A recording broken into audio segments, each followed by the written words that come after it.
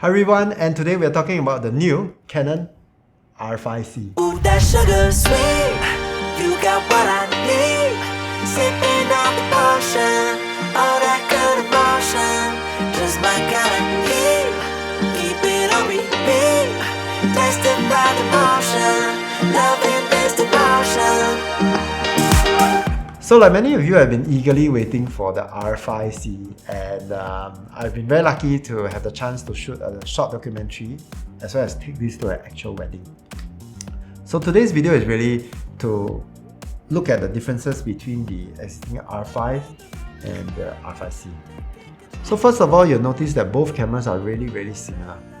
In fact, the layout and everything is exactly the same. So similar that my R5 cage can fit on the R5C. So this is how it goes. There are some really interesting improvements. First of all, is this on-off button. So now it's a three-way selector. You can switch to video and photo and off position directly. And this is really handy. It also comes with a new multi-function closed shoe. So this shoe has pins, so you can now use intelligent accessories. For example, an external microphone without cables, or even a test cam product where you can have two XLR inputs. The next thing would be this timecode pod. So this is really nice if you want to do multicam. Just take note that this is using a DIN 1/2.3 connection. The LCD is actually the same size and exactly the same. Everything else is the same, including the baffling micro HDMI. So I have no idea why they didn't upgrade this. So under the hood, you have the same 45 megapixel sensor as per the R5. We now have the ability to shoot 8K RAW up to 60p continuously. Oh yeah, that sounds crazy, right? It's just the inclusion of this fan, and we have so much magic built in now. So that's the main upgrade, and you now have a lot of flavors in terms of codec. You have RAW, different flavors. So for example, if you're shooting in 8K up to 60p, you can only go RAW light. But if you crop the sensor to Super 35, you can go up to RAW standard. And if you crop further, you can even go to RAW HQ. And other than that, my favorite XFAVC codecs are there, both in all intra, which sucks up a lot of data, or long GOP, as well as the previously available HEVC codecs in the R5. In 4K, we now have oversampled image all the way. So unlike in the R5, where we could only have 4K HQ, which is the oversample mode, up to 30p, you can now go up to 60p 4K uncropped. So that is very welcome. I really like the footage. Unfortunately, we still do not have C-Log 2 and only C-Log 3. I've tested C-Log 3 quite extensively. In fact, I shot everything in C-Log 3 for this series, and I'm learning to get used to it. No doubt I personally would still prefer the C-Log 2 on my C70, but the C-Log 3 is definitely less noisy in the right conditions, and it's still a very useful log profile to have. In terms of AF, right, now that's a surprise. Now we have dual pixel AF with eye detection. Okay, so you can see some of the test results. They perform pretty well in good lighting.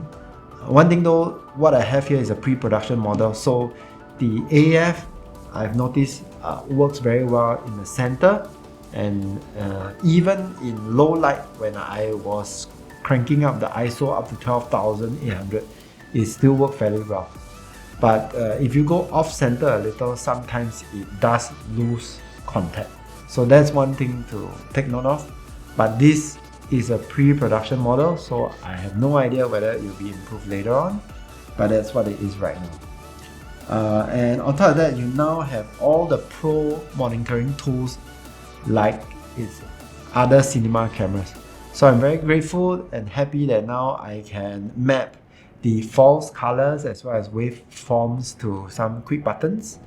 And you also have S and Q like before, but now you can have the option to record audio into the second card.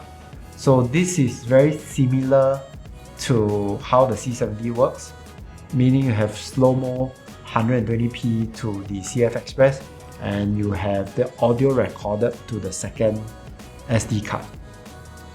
I do hope that one day Canon will come up with a direct 120p or 100p with audio into this without having to separate the files. Okay, what else? Well, unfortunately this has no built-in ND. I guess it's a compromise for the size. You still have the same old CF Express and the CF card. So if you want to do dual recording for simultaneous recording for crucial events, then you have to go no higher than XF AVC long GOP. So in that codec you can record to both cards, including HEVC.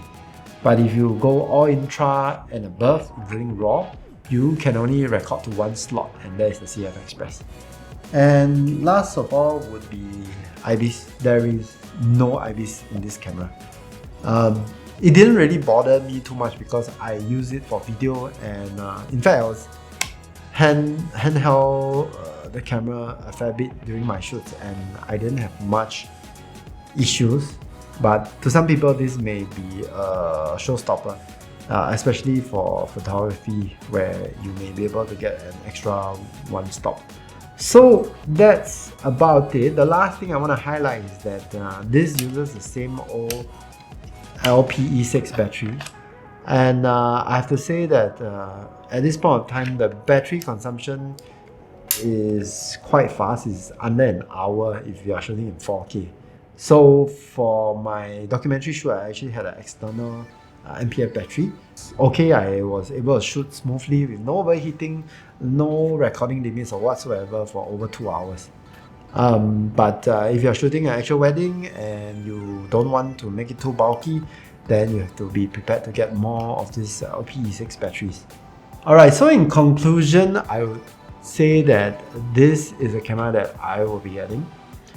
Personally, because I shoot primarily with C70s, and I will still be keeping them because the ability to have built-in ND and good battery life, XLRs, everything into one body still makes a lot of sense for commercial work. But the R5C has a very special position for events where I don't want to look too professional, or I want something that is just compact enough to get me through, and this will be perfect. And one more thing to take note is that me, as someone who does video 80% of the time and photo 20% of the time, the purchase of an R5C would allow me to get high quality stills without having to invest in an R5. So that's quite a no-brainer for me. And then for the rest of the time where I'm not using this as an event camera, I can also use it as a C camera to my C70s. Yes, no doubt there is no C-Log 2, but don't forget that you have RAW, so it will be easy to match with the other cinema cameras from what I've seen so far. So stay tuned, I will have more videos coming. I hope this has been useful. Till the next time, bye bye.